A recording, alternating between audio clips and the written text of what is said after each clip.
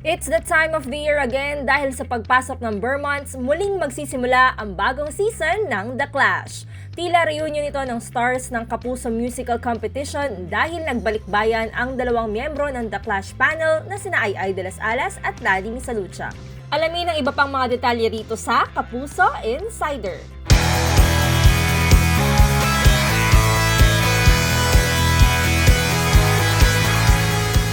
Ayon sa Asia's Nightingale na si Lani, pinipili nila ang kanilang proyektong gagawin bago umuwi ng Pinas. At isa na rito ang The Clash, kung saan 5 taon na siyang nag-judge. Sa akin, every single year, excited po kaming bumabalik dito sa The Clash dahil po every year, makaka-witness po kami ng panibagong mga talents po. And we are really looking forward to hearing and watching all of our new clashers na mag-perform po para sa amin. So, looking forward kung sino po ang magiging bago nating Grand Champion for 2024. At saka syempre, nakita-kita po kami ng aking mga co-judges, si Ai at saka si Christian. So, nakakatuwa na nagkikita kami sa taon-taon na ginaganap ang The Clash and I'm really happy to see them all.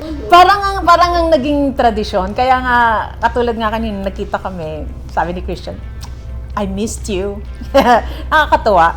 Sinisigurado naman ni Ai na worth it ang kanyang pagbabalikbayan kaya todo na ang kanyang paghanda. As always, hindi ako pwedeng hindi maghanda. Kasi parang ito yung isa sa pinapanood nila kung anong costume ko. And kunyari, itong year na to, gusto ko flowers tayo, parang next season, ribbon tayo, parang next season, avant-garde. Ang designer ko is si Pristine, pero collaboration, ako yung nag-iisip and sinasabi ko sa kanya ano yung gusto ko. Kahit sa Amerika na naka-base, in touch pa rin si Ai sa mga mentor niya sa The Clash. Sa katunayan, hindi nakakalimutan ng comedy concert queen na isali sa kanyang shows ang ilang past clashers gaya nila John Rex at Jong Madaliday. Ay, ako proud ako na galing sila sa The Clash. And kasi pag sinabi mo, madaling sabihin, kunyari, sino si ganun? Ito yung nanalo sa amin sa The Clash. Alam na agad nila kung saan galing yung performer. So, proud kami kasi parang, in fairness, sikat yung show, sikat yung mga nanalo na sa amin, ganun, nakakatuwa. Ganito rin napakiramdam ni Judge Christian Bautista sa tuwing nakikita niya mag-perform sa All Out Sunday stage ang dating contestants ng The Clash na nakakatrabaho na niya ngayon.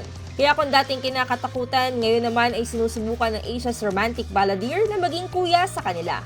Ang nakakatawa lang ay lagi nilang sinasabi sa akin na, Sir Christian, for a year takot na takot ako sa iyo. Pero pinoprove ko naman sa kanila na I'm here to help. Na-break yung wall kasi pag nagtatrabaho na kayo together, it's really all about collaboration.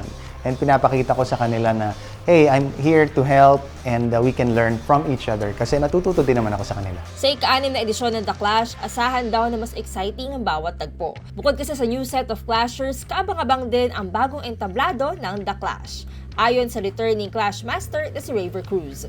Well, first of all, pag The Clash kasi lagi may bago. And ang palagi kong napapansin talaga sa The Clash ay paganda yung entablado na pinagpo-performa ng mga clashers natin. And yun yung lagi kong na-excite akong gawin niya every time mapupunta ako sa studio, silipin ko agad yung studio kung anong bago sa stage.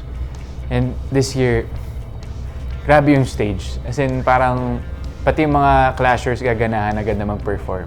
And nag-research na rin kasi ako sa mga contestants na lalaban. Iba na naman yung talentong ibibigay nila. Alam ko lagi sinasabi na lahat na sumasali magaling kumanta. But this time, bukod sa mga galing sila, may kanya-kanya silang character agad. Kung brand new ang stage, mga bagong talento rin ang nais makita ng Kapuso Toto Heartthrob sa Clash Arena na pwedeng makabagay sa panahon ngayon. Marami na tayong mga belters, mga biritero. Yung texture ng voice sana, yung medyo unique. Alam mo naman sa panahon ngayon, sa mga Gen Z kagaya natin, iba na talaga yung datingan ng mga music na nagtitrend and yung mga singers na nagtitrend. So, hoping ako na may isang lalabas dito sa Season 6 na isang champion na talagang magiging unique na clasher na parang pagka narinig mo pala yung boses niya, I see ganito yan. Bilang horado rin sa The Voice Kids, may set of qualities din na hinahanap si Clash Master Julian San Jose. Higit sa lahat, looking forward ang Asia's Limitless Star na makita ang Clashers na maabot ang kanilang pangarap. Siguro whenever I hear different voices, like, hinahanap ko yung parang kayang, yeah, like, oh wow, like, this girl or this guy. Yun, pwede ko siyang, alam mo yun, like, as in, like, na mapapa-drop jaw na lang talaga ako, diba? So, yun yung, may oomph nga, yung sinasabi nila, diba? Yun yung hinahanap ko talaga. And someone who's, you know, someone who's versatile and someone who I believe can do anything. Ewan ko, for some reason, meron akong gift sa gano'n. Like, alam ko kung sino agad yung mananalo. Alam ko kung sino yung magtatagal. Higit sa lahat, looking forward ang Asia's Limitless Star na makita ang Clashers na maabot ang kanilang pangarap. Bilang Clash Master, kami yung pasimuno dito, di ba? At kami yung talagang gagawa nung game sa arena. Excited din ako sa magiging reaction ng mga judges, reaction ng mga Clashers, doon sa mga gagawin nila sa stage. And looking forward talaga kami kasi syempre, ibang klase talaga yung mga sumasali. Of course, sa generation, especially sa generation ngayon, talagang mas driven, mas passionate, saka talagang mas nararamdaman mo yung hunger nila para makamit yung dreams nila. Mapapanood ang The Clash 2024 tuwing Sabado simula September 14 sa GMA.